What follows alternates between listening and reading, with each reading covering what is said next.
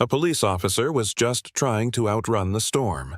He pulled into a snow-covered rest stop, looking for warmth. But then, 3 stray German shepherds emerged from the blizzard. Silent. Watching. One tapped his paw 3 times.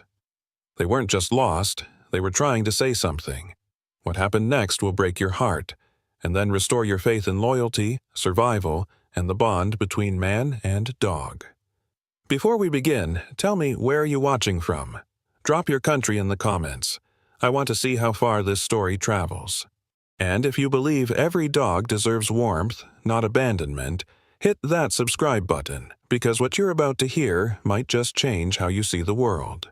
The wind howled like a wounded animal across the empty roads of El Tularosa, a forgotten town nestled against the snow-laden ridges near the New Mexico-Arizona border. Snow had been falling steadily since midnight, covering every road sign, every rooftop, every memory. Temperatures had dropped to 15 degrees Fahrenheit. The sky was the color of dull steel, and the sun, a weak disk, offered no warmth, only light that glared against the endless white. Ethan Rayner gripped the wheel tighter as the tires of his old Ford SUV crunched over frozen gravel. He wasn't supposed to be here. Not in this part of the state. Not this deep into winter. Not this deep into isolation. But he had driven west from Silver Pines with no real destination in mind, just a quiet ache in his chest and the thought that maybe, somewhere between snowfall and silence, he'd remember how to breathe again. Ethan was 32, white, with sharp, broad shoulders that hinted at years of tactical training, but his frame had thinned slightly from restless nights and skipped meals. His hair, once neatly clipped, now grew longer at the sides, curling just above his ears. A short, trimmed beard covered his square jaw. His eyes, once steel blue and confident, had dulled into a weathered gray. There was a stillness to him now, not from peace but from burnout. After a drug raid in Las Cruces turned into a catastrophe that sent his closest teammate into a coma, Ethan had taken leave. Voluntary, but it felt like exile. He hadn't been back since. He didn't answer calls. Didn't open messages. He was, in every way, retreating from the uniform he once wore with pride. The rest stop appeared like a mirage in the whiteout. A faded sign that once said Cafe and Fuel was barely legible under the snow. One flickering light buzzed weakly above a cracked vending machine. The small wooden building next to it leaned slightly, snow clinging to the shingles like moth-eaten fur. There were no cars. No lights inside. No footsteps in the snow except his own. Ethan killed the engine and stepped out, boots crunching against ice. The wind hit his face immediately, cutting like a blade. He pulled his coat tighter, collar high. His gloved hand reached for the thermos in his coat pocket, half full of black coffee that had long gone cold. That's when he saw them. They came from the tree line at the edge of the lot, 3 shadows moving through the snow, slow, deliberate. The wind quieted as if even the storm held its breath. The first dog stepped into the clearing, and Ethan froze. It was a German shepherd, large and aged, with a black saddle coat grayed around the muzzle and eyes. His ears were upright, but one had a slight, tear-old scar tissue. A faint crescent-shaped scar crossed above his right eye. He walked with the rigid grace of a soldier, measured, proud, alert. This was not a stray. This was a dog with purpose. The second one followed, slightly smaller, coat sable and thick with frost. A splash of white sat like a badge on his chest. His tail moved subtly, his nose to the ground, his movements quick and methodical. His eyes scanned Ethan, the snow, the building. Tactical, precise. This was Bravo. Then came the third, a pup, clearly younger by at least a couple of years. His body was less defined, his legs too long for his frame, his ears still soft at the tips. He walked with a cautious, curious bounce, and yet when his eyes met Ethan's, there was no fear, only expectation. He was Charlie. The 3 dogs stopped in unison 6 feet in front of Ethan, forming a line. Ethan didn't move. Alpha, the old one, took 1 step forward and raised his front paw. Tap, tap, tap. 3 soft knocks against the crusted snow. Ethan felt a shiver that had nothing to do with the cold. He looked around. No human, no car, no tracks, just snowfall and silence. "You boys, lost?" His voice cracked from disuse. None of them barked. None growled. They simply stared, watching, waiting. Ethan crouched slowly, lowering himself to their level, careful to keep his movements measured. His breath fogged around him as he extended a gloved hand. Bravo stepped forward, sniffed once, then backed away. Charlie whined softly but didn't advance. Ethan noticed their ribs faint but visible, matted fur, dried blood on Bravo's hind leg. Their paws were raw from walking on frozen terrain. "Jesus," he muttered. "How long have you been out here?" He stood and moved to the back of his SUV, pulling open the hatch. Inside, beside his gear, sat an old steel dog bowl he hadn't used in years. He filled it with bottled water and placed it just beneath the overhang. Alpha drank first, steady, like a man on duty. Then Bravo. Charlie lingered before sprinting forward in excitement. Ethan stared at them as they drank. Trained, disciplined, abandoned. He scanned the cafe windows. One was cracked. On the inside of the frosted glass, a faint message had been traced in the condensation. It had nearly disappeared but was still visible. STP 3X. He narrowed his eyes. It couldn't be a coincidence. Stop? 3 times? Ethan turned back toward the dogs. Alpha was now sitting, still watching him with eyes that had seen more than most men ever would. Charlie paced near the cafe door, occasionally glancing back at him. "You trying to lead me somewhere?" Ethan asked quietly. Another gust of wind screamed through the trees and Charlie barked once, a sharp, urgent cry, and then ran a few steps toward the road before stopping. The message. The paw taps. The behavior. Ethan didn't know what this was yet. But it wasn't random. Not even close. He opened the SUV's passenger door. "Get in." Without hesitation, Alpha climbed in. Bravo followed with a grunt. Charlie paused, looked at Ethan once more, then hopped up behind them. The doors closed. The wind howled again. Snow flurried across the hood of the SUV like static across a screen. Ethan stood outside for a moment, unsure why his chest tightened. Maybe it was instinct. Maybe it was guilt. Maybe it was fate. He stepped into the driver's seat and turned the key. The engine roared softly. The heater kicked in, and 3 silent soldiers watched him from the back seat. The road to Ethan's cabin twisted through a frozen corridor of pine and ash, branches heavy with snow, their tips sagging like tired arms. The headlights cut a narrow tunnel of light through the falling flurries, illuminating the narrow path that climbed up the slope toward his temporary home, an old ranger's retreat-turned cabin nestled against a low ridge in the backwoods of El Tularosa. It wasn't much. Cedar siding dulled by wind and winters, a tin roof covered in snowpack, and a porch sagging under icicles. But it was quiet, and quiet was all Ethan had been asking from the world. Inside the SUV, the heater was doing little against the creeping cold, but the 3 German shepherds made no sound, no movement, no complaint. Alpha lay at attention, upright but still, his very pale muzzle twitching every few moments. Bravo sat with his head resting against the back of Ethan's seat, eyes half closed but alert.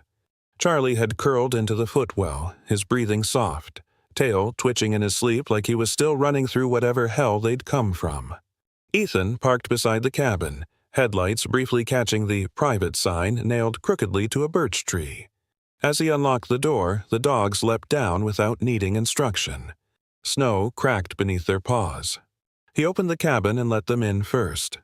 The inside smelled of pine, iron stove ash, and old paperbacks. A cot sat beneath the single window, next to a beat-up radio transmitter and a wood stove. He tossed wood into the stove, sparked the fire alive, then unzipped his coat. The warmth began to return slowly, inch by inch, as the flames cracked like dry bones in the hearth. Alpha paced to the center of the room, sniffed the floor, then turned toward the shortwave radio Ethan hadn't used in weeks. It was a battered piece of Army surplus tech, set up for two-way but mostly used these days to track weather channels and border alerts. Ethan stepped over and powered it on. Static hissed through the speaker. Then Alpha lifted his paw. Tap, tap, tap. Ethan paused. "What is it, old man?" he asked softly. He turned the dial, moving slowly through the low-frequency bands. Snow crackled over the speaker until briefly, a blip. Not a word, not music. Just a three-note pulse. Faint, garbled, repeating. Ethan sat up straighter and grabbed the notepad he kept nearby.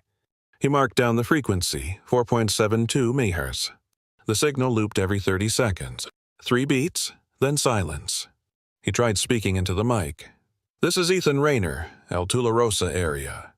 Requesting identification or origin of transmission." "Over." Nothing. Alpha stared at the speaker like it might answer back. Unsure what to make of it, Ethan decided to take the dogs out back to the shed where he kept supplies. He needed food both for himself and now for his unexpected passengers. As he opened the door, he heard the crunch of tires on snow. A blue Subaru Outback pulled slowly up the driveway, headlights cutting through the trees. Ethan reached for the gun strapped inside the coat rack by instinct, but paused when the door opened and a tall woman stepped out. Dr. Rachel Holloway was in her late 30s, lean and sharp-eyed, with sunburned skin and short auburn hair tied into a functional ponytail beneath her knit beanie. She wore a thick ranger green coat, faded jeans, and snow boots caked in ice. A stethoscope peeked from her coat pocket. She walked with a limp, a permanent souvenir from a horse kick years ago during a mountain rescue mission, and carried herself like someone who didn't trust easily but never ignored a call for help. "Still hiding out in the snow, Rayner?" she said, brushing off her gloves. Ethan half smiled. "You get my message? 3 shepherds, no collars, no tags, limping through the woods in a snowstorm? Yeah, I figured it wasn't a coincidence. I brought a med kit." She stepped inside without waiting for an invite, setting her bag beside the stove. The dogs, especially Charlie, sniffed her cautiously. Alpha simply stared. Rachel squatted low, speaking softly. "Good boys. Or were you?" She began her inspection, starting with Bravo's rear leg. This cut too clean. Someone used a knife or scalpel, not a predator. Not barbed wire either. Ethan knelt beside her. "They let me load them into the SUV without a fight. They obey commands. Not just trained disciplined." Rachel nodded. "Military or federal. And these marks here, see the skin? Rope burns, recent. Someone had them tied down for a while, at least a week." Alpha turned away from her hand and walked toward the shortwave radio, which still emitted the occasional pulse of static and sound. Rachel glanced over. "That thing still works?" It just picked up a repeating tone. "Always 3 beats. Alpha seems to recognize it." She frowned, crossing her arms. "That's not a commercial frequency. That's military. Cold War-era stuff. Who the hell's broadcasting in this weather?" Ethan leaned forward. "I'm thinking the same thing." Rachel's gaze darkened for a second. She tapped her fingers on her coat. "You know, before Ryan disappeared, he'd been talking about a series of strange pings coming off the northern ridge. Kept saying they were nothing, but I knew he didn't believe that. He said if something ever went wrong, he'd send a signal." Ethan looked at her sharply. "Ryan Holloway?" She nodded. "My husband." Ethan's voice softened. "I thought he died in the avalanche near Crescent Canyon. They never found a body. Only his jacket. And Ryan didn't freeze easy. Not in this part of the world." Outside, the wind picked up, rattling the window frame. The dogs tensed. Alpha stood again, eyes fixed on the door. Ethan turned down the stove and stepped outside, scanning the tree line. Nothing but snow. But he felt it, deep in his gut. The signal wasn't random. The dogs weren't lost. And whatever they were trying to say, someone was still out there, saying it with them. Morning broke late in El Tularosa. The winter sun barely rose above the jagged tree line, casting pale gold light through a veil of frost and cloud. The storm had passed, leaving behind a world hushed in white deep snow, blanketed every roof, every branch, every sound. Inside the cabin, the dogs stirred before Ethan did. Charlie stretched first, letting out a high-pitched whimper as he nosed at the door. Bravo paced, tail stiff, ears locked on the eastern ridge. Alpha simply stood, watching Ethan as if waiting for him to remember something important. Ethan rubbed his eyes and sat up on the cot, still wearing the same thermal shirt and cargo pants from the night before. The air was cold despite the fire he'd left burning low. He poured a half cup of coffee lukewarm but drinkable, then looked toward the shortwave radio. The pulse had stopped sometime after midnight. Just static now. But something in Alpha's posture told him this wasn't over. Rachel Holloway had already gone. She'd left before sunrise, slipping away without a word while Ethan slept. Typical of her never one for long goodbyes. On the counter, she'd left a note in blocky handwriting. Ryan's last journal is still at the station. I'll bring it tonight. R. Ethan stuffed the paper into his coat pocket, stepped into his boots, and opened the cabin door. Cold air hit him like a slap. The snow had deepened at least 10 inches overnight. But Bravo didn't hesitate. The dog darted from the porch, nose to the ground, tail sharp behind him like a pointer. Alpha followed at a measured pace. Charlie bounded after them, leaping into drifts like a child let out of school. Ethan grabbed his pack, his sidearm, and the emergency locator just in case. Let's see where you want to take me. They moved down the slope in single file, Bravo in the lead, darting in and out of the trees like he already knew the way. The forest thickened quickly, pines and blue spruce looming over them, their limbs creaking under the weight of snow. The crunch of Ethan's boots and the soft padding of paws were the only sounds for nearly half an hour. Eventually, Bravo stopped. At the edge of a clearing, half buried in drifted snow, lay a torn military field jacket. Faded green, shredded down one side, one arm almost completely torn off. Ethan crouched down, brushing away the frost. The name patch had worn away, but the blood-stained U.S. flag still clung to the shoulder. A strange, hollow feeling settled in Ethan's gut. He held it up. Rachel had said Ryan's jacket had never been recovered. This one matched the style down to the reinforced elbow stitching common for mountain recon teams. He didn't need to check the tag to know. Bravo circled the area and whined. Then he bolted forward through the trees, leaving a trail of sharp, urgent paw prints. Ethan stuffed the jacket into his pack and followed. The trail led to a set of drag marks, deep gouges in the snow, as if someone had been pulled. The marks were fresh. Maybe only a day old. They wound toward the northern edge of the forest, where the trees thinned and a cabin came into view. It stood crooked against the hillside, a structure built decades ago and left to rot. Its roof sagged under the snow. One shutter hung off its hinge and the door was padlocked. Bravo stopped at the door and sniffed, tail still. Ethan tried the handle. Locked, as expected. Charlie barked suddenly high, sharp, and insistent. He was standing a few yards away, near a snow-covered boulder. His ears were up and he was pawing at something. Ethan joined him and cleared away the snow with his gloved hands. A shallow hole had been dug near the base of the rock. Inside sat a rusted tin box barely the size of a paperback. Ethan pried.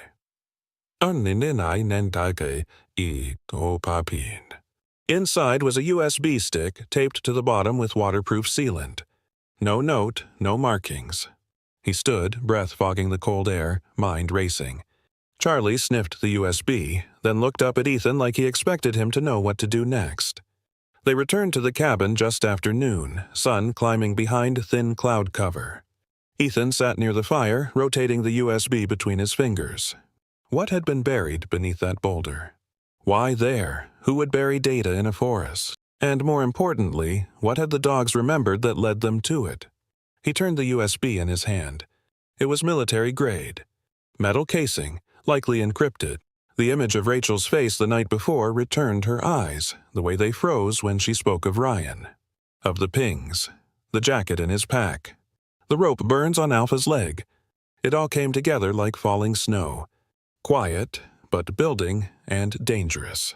The wind outside howled like a starving animal clawing at the windows. Ethan sat hunched beside the cabin's dining table, the USB drive plugged into his battered government-issue laptop, the screen casting a dull bluish glow across the room. Alpha lay beneath the window, ears twitching at every groan in the wood. Bravo was stretched near the door, head propped on his paws but eyes half open, always watching. Charlie curled beside the fire's small flames, flickering low as if struggling to survive the pressure of a world frozen solid. The screen loaded a series of encrypted folders marked with abbreviations: OSAZ, OP78L, STN V1R. Ethan leaned forward, scrolling carefully. Most of it was in compressed logs and code strings, but one folder labeled Echo Node Active opened into a satellite image with 6 red pings, 5 faded, 1 pulsing. The locations spanned across the 4 corners: an old border compound, a decommissioned watch post, and what looked like a ranger station just north of El Tularosa.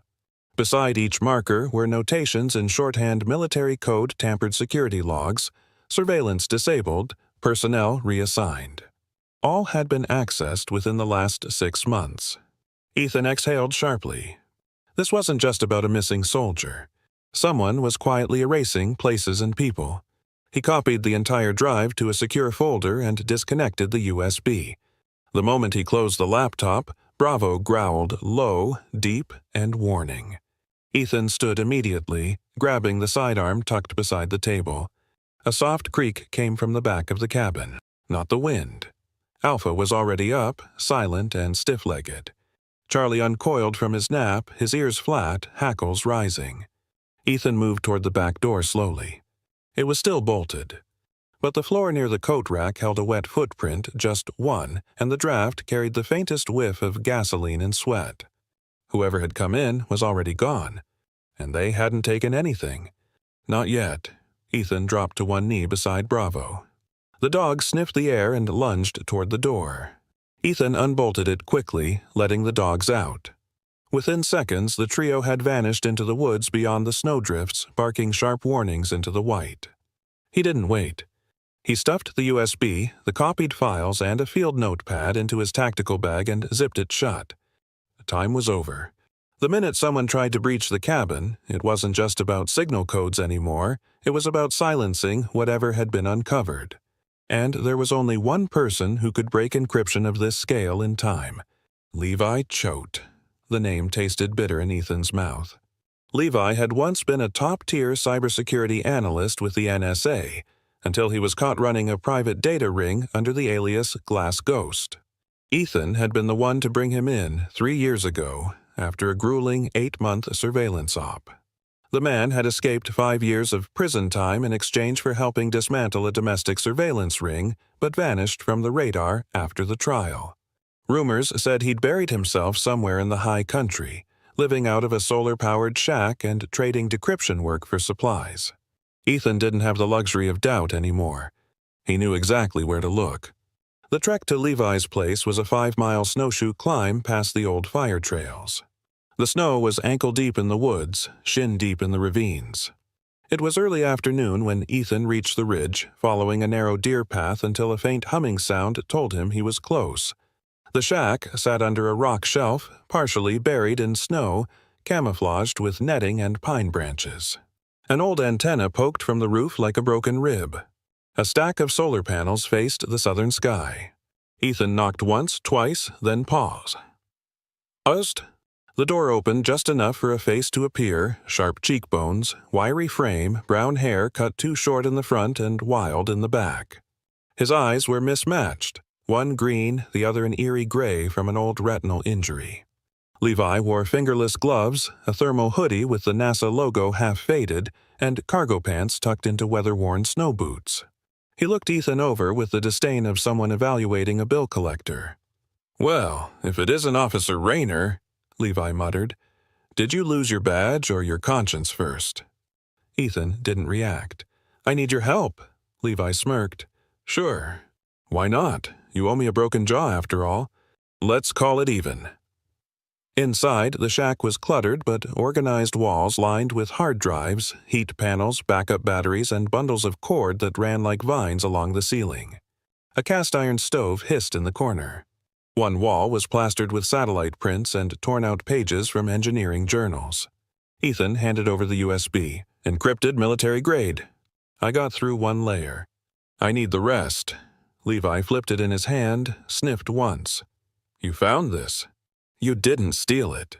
I followed a dog into the woods and dug it up under a snow-covered boulder. There was a jacket nearby. One that belonged to a missing Army tech named Ryan Holloway. Levi blinked once. The smugness vanished. "That's not a name you drop lightly. Do you recognize it?" No, Levi said slowly, but I've heard whisper stuff about echo relays going dark. Locations being scrubbed from server maps. You're not chasing a body, Rayner. You're chasing a buried signal. He plugged the USB into his custom rig. Blue code poured across the screens. As the data unpacked, Levi's eyes narrowed. These aren't just coordinates.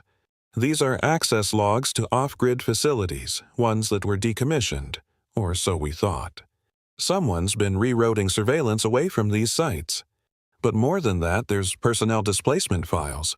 Meaning, Levi said, turning in his chair, someone's moving people like chess pieces. Reassigning, relocating, then deleting them from the system. Whoever Holloway was, he must have figured it out. And they buried him for it. Outside, the wind rose again. Snow hit the windows in sudden flurries. Ethan glanced at the screen. One file remained unopened. It was password protected. A single name, Echo 7M.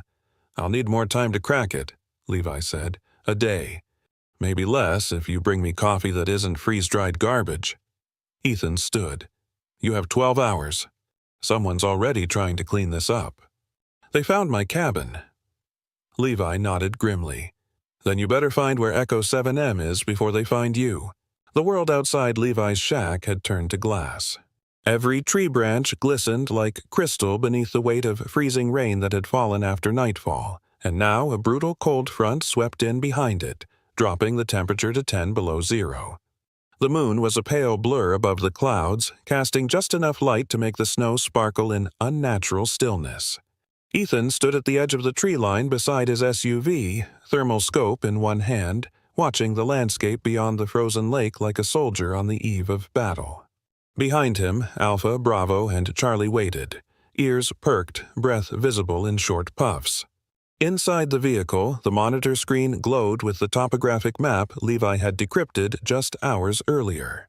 Red coordinates pulsed over the frozen span of Carrion Lake, a long-abandoned research facility tucked on its northern rim, originally a meteorological outpost, shut down more than a decade ago after a funding scandal and a fire no one ever fully explained. According to the GPS metadata from the USB, someone had been tracked to that location within the last 72 hours and hadn't moved since. Levi's voice crackled through the comms, patched into Ethan's radio. You've got movement on the west perimeter. Heat signature. Slow. Likely human. Could be injured. Or bait. You've got 10 minutes until I lose drone visuals. The weather's shredding the signal. Copy, Ethan muttered. Staying dark. Keep eyes open. The trek across the lake was brutal. The ice beneath them groaned with age, layered with snow and crusted windpack. Ethan moved carefully, one hand on his weapon, the other keeping steady with the night vision monocular strapped to his eye. The dogs followed instinctively, Alpha in front, nose low, muscles taut. Bravo flanking wide, scouting angles. Charlie trailing closest, constantly sniffing and alert to scent changes in the wind. The facility loomed ahead like a skeleton buried halfway through the snowdrift. Fencing lay collapsed in places, and the metal siding was pocked with rust and bullet holes. One security light flickered weakly near the roof, too new to be part of the original outpost. Someone had restored power. They reached the north wall without alerting anyone. Ethan crouched beneath a frostbitten utility box and tapped once on his comm. Visual confirmed. Cabins intact. No patrols. Going in silent. He scanned the perimeter, then slipped through a jagged opening in the fence. Alpha stiffened near the outer window, sniffed the base of the siding, then looked back with a low growl. Bravo darted ahead and disappeared around the corner. Ethan moved to the rear of the structure, his boots crunching frozen leaves beneath the snow. He reached the rear entrance, a door reinforced with an aftermarket lock and a biometric scanner installed crookedly on the handle. Military tech, slapped together with black market effort. Then Charlie barked a single sharp noise. Ethan spun. The door behind him creaked open before he touched it. Standing there, half lit by the glow of an oil lamp behind him, was a man. Elliot Crane. He was tall, lean, mid-40s, with a sculpted face and gray hair slicked back from a widow's peak. He wore a tailored wool coat, black gloves, and snow pants far too clean for someone in the wilderness. His expression was neutral, but his eyes, icy and reptilian, betrayed a calculated confidence. "Officer Rayner," he said smoothly, voice carrying just enough charm to feel off. "You've come quite a distance to find ghosts." Ethan didn't lower his weapon. "You're not with any listed agency. So what the hell is this place?" "Containment," Elliot said calmly, stepping fully into the open. "But you're early. And your friends," he gestured toward the dogs, "are not invited." Behind them, the ice creaked sharply, too sharp. A second later, a gunshot rang out from the eastern ridge. Charlie ducked instinctively. Bravo lunged forward, snarling, taking cover behind a stack of crates near the loading dock. Ethan shoved Elliot backward into the cabin doorway just as Alpha leapt and knocked the older man to the ground. Another shot splintered the wall beside Ethan's head. "Contact!" 2 o'clock, Ethan shouted. Inside the cabin, Alpha growled as Elliot rolled to his feet, pulling a compact pistol from beneath his coat. Ethan disarmed him in 2 swift moves, kicking the weapon into the snow. "You're done, Crane." Just then, Charlie barked again louder, more frantic, his head aimed toward the far corner of the building. Ethan rushed over, following the dog's nose. There, embedded in the wall behind a loose wooden panel, was a hidden camera, still blinking red. Behind it, a micro-signal antenna disguised as an exhaust vent. "Levi," Ethan barked into the comm, "we found a surveillance rig." "Patch in if you can now," seconds passed. Then Levi's voice came back, tense. "Got visual." "Oh hell, Ethan, this place has been live streaming for months. Whoever's running this has eyes on other facilities." Echo nodes. Crane isn't alone. Inside the cabin, Alpha cornered Elliot, who was now bleeding from a split brow but still breathing steady. "You think this ends with me?" he sneered. "You're just scratching at the edge of the fire." Ethan didn't answer. He moved toward the rear room, pistol raised. A faint sound came through the walls. A cough, muffled. He kicked open the door. Inside, lit only by the flickering of a dying fluorescent bulb, lay a man bound, gagged, and half-frozen beneath thermal blankets and torn clothes. His lips were blue, but his eyes flicked open, dazed. Rachel was right. Ryan Holloway was alive. The room stank of damp wool and stale fear. Ethan knelt beside the figure on the floor, gently pulling the gag from the man's cracked lips. His hands were bound tightly with synthetic zip cuffs, cutting deep into his frostbitten wrists. The man blinked slowly, each movement deliberate, painful. His skin was pale from exposure, lips tinged blue, and his breath came in shallow gasps. But he was alive. Alpha hovered nearby, tail stiff, eyes laranti kalam ki yasir on the man.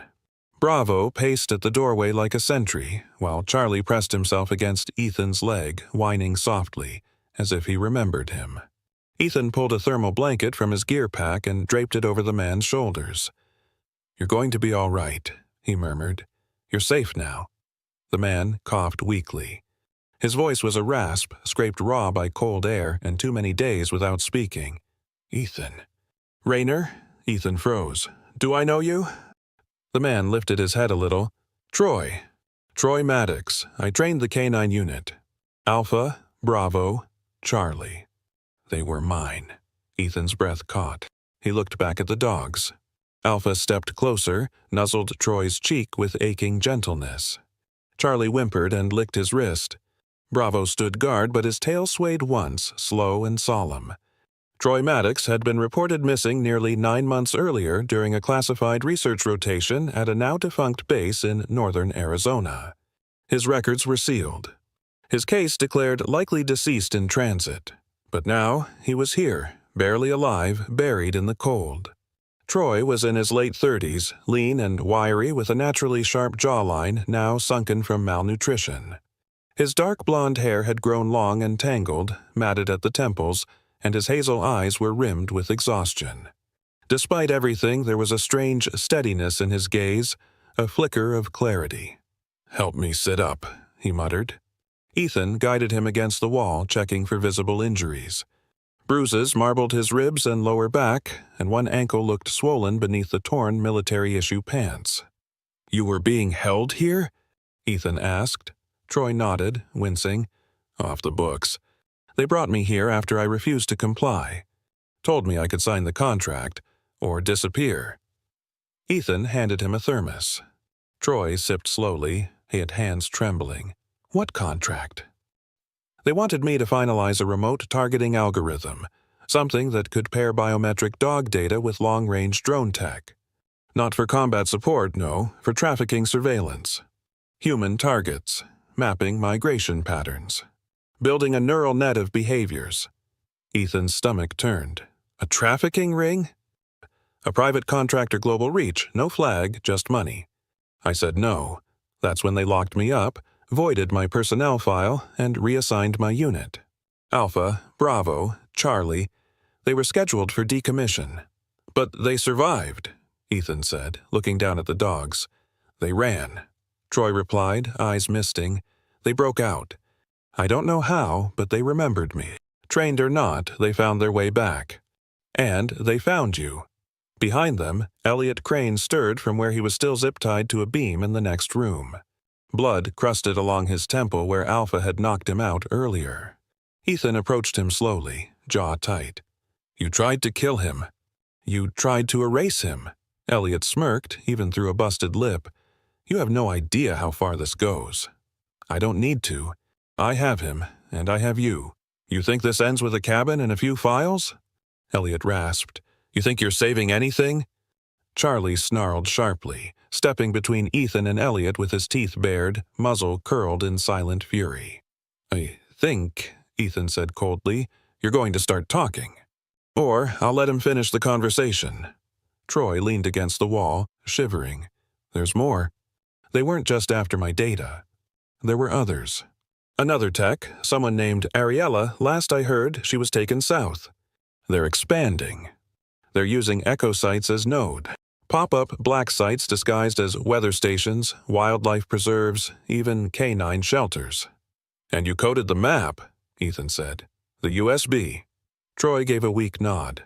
I embedded it when I knew they were going to pull me. Buried it in the forest when they moved me here. Figured, if they found the dogs, they might remember. Charlie crawled closer, pressing his head into Troy's lap. The man's fingers tangled into the fur. They didn't forget me.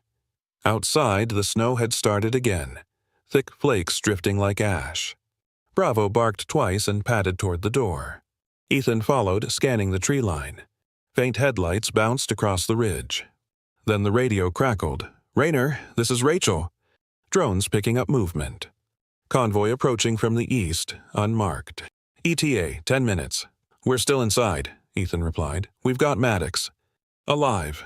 Copy that. Rachel's voice came back. We're inbound with Levi. Hold position until we breach from the southern slope. Ethan turned to Troy. Can you move? With help. Alpha stood tall, his body pressed to Troy's side like a brace. We're getting you out, Ethan said. We're ending this. Troy looked at him, eyes fierce despite the pain.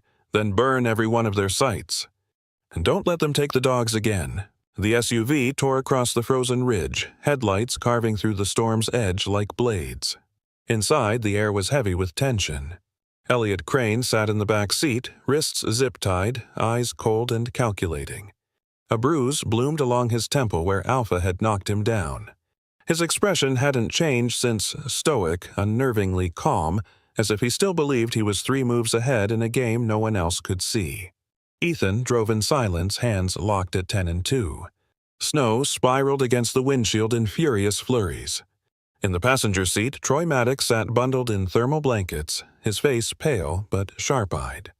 In the rear compartment, Alpha sat like a statue beside Elliot, while Bravo and Charlie kept watch from the far back, growling low whenever Elliot so much as shifted. They descended from Carrion Lake's upper road and turned onto a logging trail that hadn't seen wheels in over a decade. A mile ahead, floodlights flickered through the trees. A tactical convoy waited, quiet and coiled like a resting predator. Sheriff Clara Dean stood at the center of the staging zone, dressed in a heavy-duty tactical coat, her silver-streaked hair tucked beneath a black wool beanie. Her presence was commanding, not just because of her 6-foot frame or the polished sidearm on her hip, but because of the calm intensity she radiated. Clara had been in federal border investigations for 15 years before a gunshot wound ended her fieldwork. After recovery, she took a quieter post this one and kept her reputation for cutting through corruption with a scalpel's edge. As Ethan stepped out, the storm roaring around them, Clara approached with a narrowed gaze. "This him?" she asked, nodding toward Elliot, who was now being hauled from the back seat by 2 armed deputies. "Elliot Crane," Ethan confirmed. "Tied to multiple echo sites. Tried to kill Troy and wipe the trail clean." Clara looked Elliot up and down. "Funny. You don't look like treason. But I've been wrong before." Then, turning to Troy, her expression softened. "Maddox, I read your file. Thought you were dead." Troy gave a weak smile. "A lot of people did. That was the plan." Rachel arrived seconds later, jogging through the snow in her insulated gear, a folded envelope clutched in one glove. "Ethan, he wrote this. I never saw it till now. Was buried in our old go bag." She handed him the note. Ethan unfolded the paper slowly, recognizing Ryan's writing immediately. "If I vanish, don't trust the chain of command. The dogs will know. Find Ethan Rayner." He won't look away. He folded the letter and slid it into his jacket pocket without a word. By now, Levi's drone hovered overhead, its quiet buzz lost beneath the rising wind. His voice came through the comms. "You've got heat signatures near the compound's lower levels. 3 armed, 2 stationary. Your window's tight. Storms curling in from the west. You've got 30 minutes tops." Clara's voice rang out over the team frequency. "All units, Echo Hub is a go. Southern Breach and Service Hatch teams hold position until Rayner's team infiltrates and cuts power. No casualties unless necessary. We want confessions, not corpses." Ethan adjusted the strap on his rifle, looked to Alpha, Bravo, and Charlie. "Ready?" All 3 stood in unison, like a unit recalled. The approach was quiet snow-muffled footsteps, the wind silencing breath. Ethan, flanked by the 3 dogs and 2 deputies, moved to the old maintenance corridor at the compound's east wing. The place looked abandoned from the outside rusted siding, frostbitten glass, half-buried fence lines. But the inside was humming. Cameras, motion sensors. Just like Troy had said, Charlie led them through a collapsed fence tunnel, sniffing out landmine-style sensors beneath the powder. Alpha halted once near a pressure plate hidden under drifted ice, then redirected. Every step was calculated, rehearsed, instinctual. Inside the corridor, they passed rows of empty containment rooms converted from old offices until they reached the control room. Servers buzzed. Monitors showed infrared maps of other facilities across state lines. Echo sites, all linked. Troy limped forward, pointing to a drive bay marked S.O.S. Nexus. "That's the hub, where they mirror every node's data. We delete that and everything collapses." Ethan accessed the console, but the system was locked behind biometric clearance. Troy stepped in, placed his palm on the scanner. The screen blinked green. Access granted. Meanwhile, outside, Clara's team breached through the main entrance. 2 guards were detained in a small weapons cache near the barracks. No resistance, no time. Back inside, Rachel and Levi entered the server room. Rachel handed over a portable drive. "Clara wants us to extract what we can before we fry the system. Legal needs a paper trail." "Copy that," Ethan replied. "Charlie, hold the door." Charlie posted himself at the threshold like a living shield. As Levi began copying data, he muttered, "They logged biometric patterns. Not just dogs, humans. Victims, employee. E's, contractors. It's all here." Elliot, now shackled to a support beam, watched them work, face bloodied but unbowed. "You can't erase what people want," he murmured, voice slick as oil. "Someone will always rebuild." Ethan turned toward him, jaw locked. "Then we'll burn it again. Every time." Levi finished the upload. "All yours, Sheriff." Clara entered just in time, shaking snow off her coat. "Maddox, want the honors?" Troy nodded, reached over, and hit the delete command. The monitors flickered, then blacked out, one by one. Outside, the storm began to clear, as if the earth had been holding its breath and now, finally, exhaled. Later that night, under the floodlights of the cleared compound, a quiet ceremony formed without fanfare. Alpha stood beside Ethan, posture proud. Bravo leaned against Troy's leg. Charlie curled at Rachel's feet. And for the first time in nearly a year, there was nothing left to run from. The storm had passed, leaving behind a world draped in white velvet. The town square of El Tularosa, once a quiet, snow-laden space often overlooked by travelers on their way to the ski resorts, now gleamed like a sacred clearing between mountains. Icicles hung like crystal ornaments from the old courthouse roof, and soft flakes still drifted lazily through the chilled morning light. At the center of the square stood a small wooden podium, hastily assembled by the town's maintenance crew. Around it, a modest crowd had gathered, officers in uniform, townsfolk wrapped in heavy coats and knit scarves, and children clinging to their parents with red-nosed wonder. Ethan Rayner stood to the side, just behind the podium, dressed in formal blues again for the first time in months. His badge had been reissued the night before by a deputy from State Command who simply said, "They've reviewed everything. You're cleared." The weight of it now on his chest felt different, less like burden, more like belonging. Alpha sat proudly by Ethan's right boot, ears alert, eyes gleaming amber in the winter light. Bravo lay close behind them, tail wagging slow and steady. Charlie, the youngest and smallest of the trio, stood near a boy of about 7, grinning, bouncing on the heels of his snow boots, his gloved fingers buried deep in Charlie's thick neck fur. The boy was Noah Linney, a local child who had gone missing during the last blizzard, a memory that had haunted El Tularosa for months. He had been found, weak and frostbitten, curled in a hollow beneath an abandoned tool shed, just barely alive. It had been Charlie who led Ethan to him weeks before this story ever began.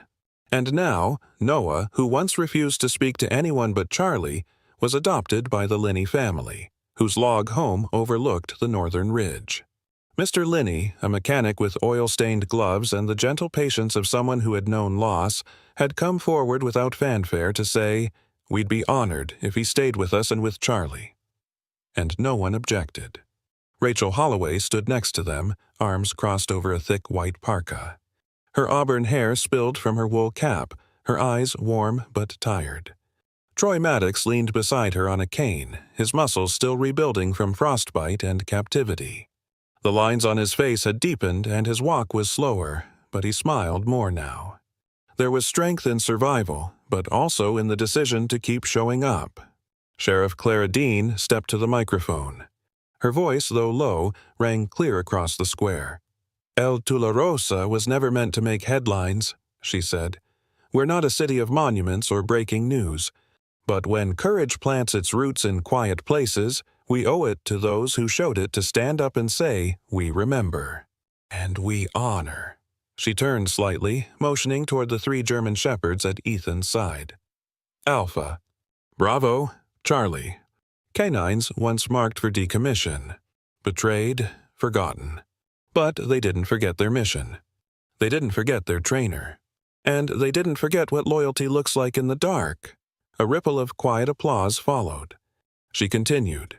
"And to Officer Ethan Rayner, who followed a trail through the storm, not just of snow and signal, but of faith, welcome home. You're reinstated with full honors. And, if you accept it, you're invited to join a new task force federal investigation into canine-related abuse and black site networks. Your experience, your instincts, your scars, we need them." Ethan stepped up slowly. He looked down at his dogs first, then to the boy, then to Rachel, to Troy, and finally to Clara. "I accept." No one cheered. It wasn't that kind of crowd. Instead, they stood a little taller, and the wind carried their silence like a flag. Later that afternoon, a woman named Marjorie Wells brought hot cocoa in paper cups for the guests. She was a local librarian, short and broad-shouldered with curly gray hair and a habit of humming when nervous. She had loved dogs all her life and had watched the ceremony with quiet tears streaming down her face. She handed Charlie a biscuit from her coat pocket, murmuring, "You saved that boy, didn't you?" Charlie licked her hand in response. Levi wasn't present, but he'd left a message. "Server logs wiped, backups destroyed, system dead. You owe me pie." The signature was followed by a dog emoji. Back at the Linney's cabin, Noah curled beside the fireplace that night, his cheek resting on Charlie's side as the dog snored softly. Snow fell beyond the frosted windows, but inside, warmth flickered in firelight and hearts alike. Rachel and Troy had moved into a smaller home near the vet clinic. Troy was rebuilding strength, walking farther each day. Sometimes he walked the ridge with Bravo. Sometimes he just sat on the porch, coffee in hand, staring at the peaks in the distance, whispering thanks to the wind. And Ethan, he didn't go back to hiding. He trained every morning with Alpha, worked cases remotely, and when storms came, he didn't look away. The story of the 3 dogs and the officer they saved spread across the country. First in small news segments, then in K9 newsletters, then online, where millions shared the images. 3 battered dogs in a blizzard, 1 officer in a storm, and a whisper that became a beacon. The internet called it the Echo Redemption. But in El Tularosa, they just called it what it was. Family. Sometimes the miracles we pray for don't arrive in lightning or thunder, they arrive on 4 tired paws, with frost in their fur and loyalty in their eyes. This story reminds us that even in the coldest winters of our lives, there is a warmth that never fades. The faithfulness of those who love us, the courage to do what's right even when no one is watching, and the quiet grace of second chances. Maybe it was fate. Maybe it was instinct. Or maybe it was God working through the forgotten, the lost, and the broken, to remind us that redemption is real and that loyalty never dies. If this story touched your heart, take a moment, now drop a comment and write Amen if you believe every soul, human or animal, deserves to be found, loved, and never forgotten. Let this story travel far. Share it with someone who needs hope. Tell us where you're watching from in the comments. And if you believe in compassion, loyalty, and small everyday miracles, make sure to subscribe. May God bless you, protect your loved ones, and may you never be alone in your darkest storm.